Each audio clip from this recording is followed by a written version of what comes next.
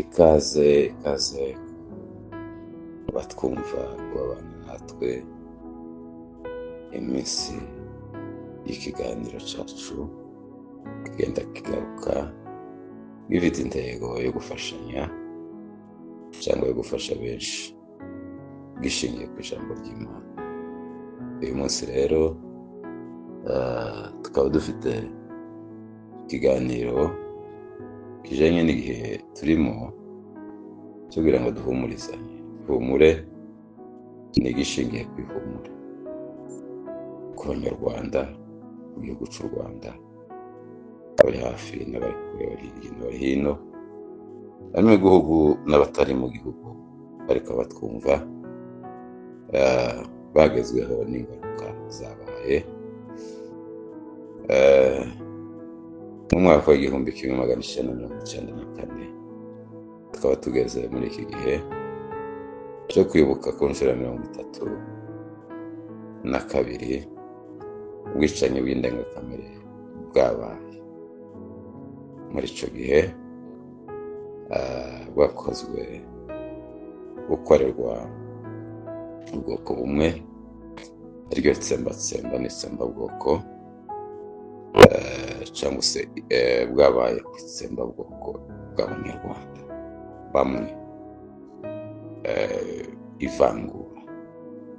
Ariko reka dutange ihumure dushingiye ku ijambo ry'Imana. Muri icyo gihe rero ntabwo zari byoroshye mu gihugu cy'u Rwanda ku byabaye, ariko turavuze ngo dutange ihumure dushingiye ku ijambo ry'Imana. Niryo ryonyine ryahumuriza imitima y'abantu, bagahumurika bakumva bafite ibindi byiringiro byo kubaho. Reka dusome ijambo ry'Imana mu gitabo cy'Ibyahishuriwe Yohana, ibice 21, duhere ku murongo wa 4. Bibiliya iratubwira ngo izahanagura amarira yose ku maso yawe, kandi urupfu ntiruzaba ukundi, kandi umuborogo cyangwa gutaka cyangwa kuribwa ntibizaba ukundi, kuko ibya mbere bishize. Haleluya.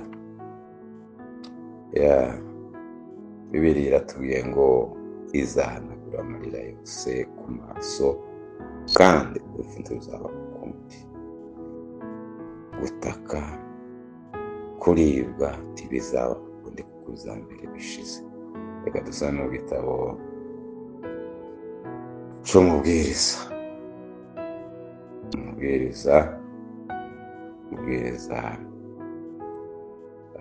igitabo cy'umubwiriza, ibice 12, umurongo wa 14. Bibiliya iravuga ngo kuko Imana izazana umurimo wose mu mazi, n'igihishwe cyose ari cyiza cyangwa ikibi. Haleluya.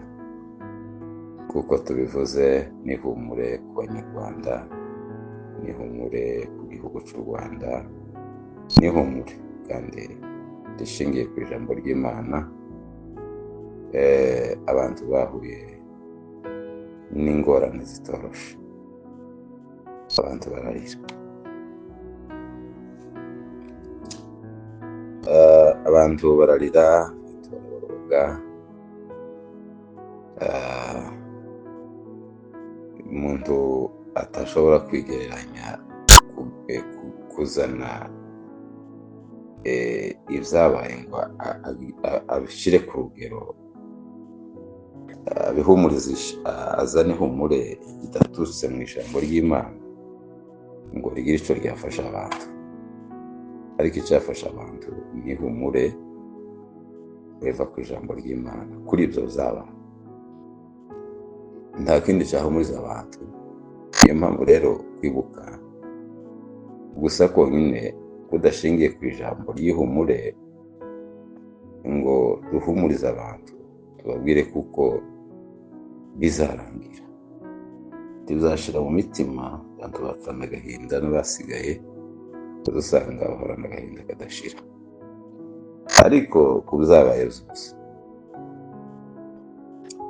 hari abo byasigaye, hari abasigayeho bapfuye barapfuye, abandi barasigara, abandi bapfira gushira, ariko ababayeho turashingira ubuyobozi bwiza bunamuye ubwo bwicanyi bw'indengakamere, n'ubu tukaba tukibufite ubuyobozi bwiza. Imana ikomeze bufashe, bukomereze amaboko muri iyi ngoma, bakomeze imitima ya benshi, aho bigeze ni heza, kandi tubasabira umugisha w'Imana ukomeze ubane nabo, kuko Bibiliya iratubwira ngo tuzadusabira n'abami n'abatware kugira ngo tugire amahoro. Iyo dufite ubuyobozi bwiza, abaturage tugira amahoro. Niyo mpamvu rero tugomba guhumurizanya dushingiye ku ijambo ry'Imana, kuko umuntu wese afite inkunga ya buri wese akayitanga kugira ngo bigire icyo imarira abantu muri kino gihe. Bibiliya iratubwiye ni mu iyerekwa rya Yohana cyangwa mu ishurirwa rya Yohana, yerekwa aravuga ngo mu ijuru risha n'isi nsha, kuko ngo ijuru rya mbere ngo n'isi ya mbere ngo zari zashize, ngo n'inyanja ritakiriho, ngo mbona ngo ururembo rwera Yerusalemu nsha ngo rumanuka ruva mu ijuru ku Mana, ngo rwiteguwe ngo kuko umugeni ngo arimbishirizwa umugabo. Araza aravuga ngo numva n'ijwi rirenga rivuye kuri ya ntebe rivuga riti dore ihema ry'Imana riri hamwe n'abantu, kandi izaturana nabo, nabo bazaba abantu bayo, kandi Imana ubwayo izabana nabo ibe Imana yabo. Arongera arasoma kuri uyu murongo niho dusomera avuga ngo izahanagura amarira yose ku maso yabo, kandi urupfu ntiruzaba ukundi, umuborogo cyangwa gutaka cyangwa kuribwa ntibizabaho ukundi, kuko iza mbere bishize. Iza mbere bizaba bishize, izahanagura amarira. Abantu bararize bihagije, bararize barababuze, babura gitabara, ariko si uko siko bizarangira. Nyuma yabwo rero habaye ubutabera, abantu bakurikiranwa n'ibyabo n'ibyo bakoze, bamwe bagaragaza kwihishana, n'ubu hari abatari baboneka, abandi baraboneka bacirwa imanza, ubutabera bacira imanza, abemeye ibizaha barababarirwa, kuko Imana ni nyembabazi, itashaka itababarirwa, usibye kutihana. Utihanye kwa kundi kwa Yuda ugambaniye Yesu niwe utarababariwe, ariko cya gisambo icyo cyaravuze mu mwami uzanyibuke. Yesu yarakibwiye ngo si kera, kuko amenye ko ndi umwami, uyu munsi turi bubane muri paradizo y'Imana. Rero hakenewe imbabazi, hakenewe kuba gusaba imbabazi. Noneho ku murongo twasomye mu gitabo cy'umubwiriza ngo kuko ngo ikintu cyose Imana izazana ngo n'ibyahishwe. Hari abahishwe, hari abashoboye kwihisha, baragerageza kwihisha, ntibaboneka. Na n'ubu hari abatari baboneka, abandi barahunga, ariko Bibiliya yatubwiye ngo Bibiliya yatubwiye mu gitabo cy'umubwiriza, Bibiliya yavuze ngo kuko Imana izazana umurimo wose mu mazi, igihishwe cyose ari cyiza cyangwa ikibi kizahishurwa. Duhumure abahuye n'akaga, bahuye n'ingorane muri icyo gihe, ariko bizahishwe bizahishurwa. Ariko icyo twifuriza abumva n'abatwumva muri kino gihe ni uguhumurika, tumenye kuko Imana izahanagura amarira yose ku maso y'abarize. Imana si umuntu ibeshe, kandi si umwana w'umuntu ngo yicuze icyo yavuze, icyo yakoze izagisohoza.